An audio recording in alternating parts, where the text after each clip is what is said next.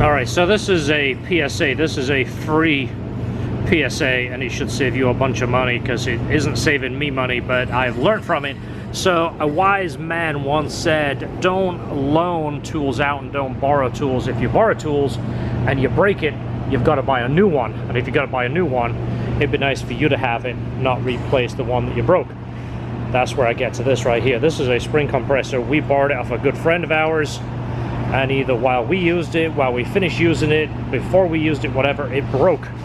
This gear right here turns this and actually winds this up and down. Actually used it off and on over the past 2 or 3 years.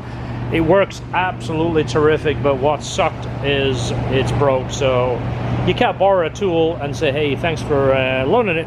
By the way, it's broke. So it was a $479 learning lesson. So here it is. It just got delivered today. You might have seen on the Saturday video. All right, so 2 spring compressors later, and that's how, well, that was the last time it was used. So I'm going to take responsibility for it because that's what you do. I'm actually not going to take it apart. I'm going to let him put it together. I want to deliver it to him. One of 2 reasons. One is he's a good friend of mine, but 2 is I broke your tool. Here is a new tool.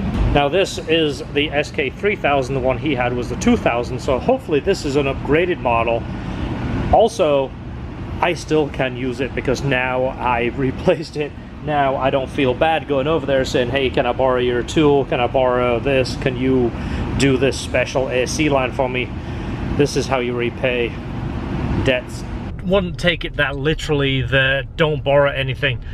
In my early days, I didn't have many tools. I didn't have much equipment. I had to borrow it. I had to scrounge it. I had to rent it. So that happens, but the moral of the story is, if you borrow somebody's tool and you break it or lose it, just make it right. Make everything go back. I mean, kind of like what you're supposed to do, but you'd be surprised how many people don't get that.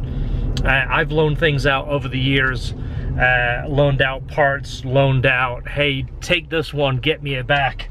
And then you've got to chase the person to get it back. Or you end up just giving it up and buying it yourself.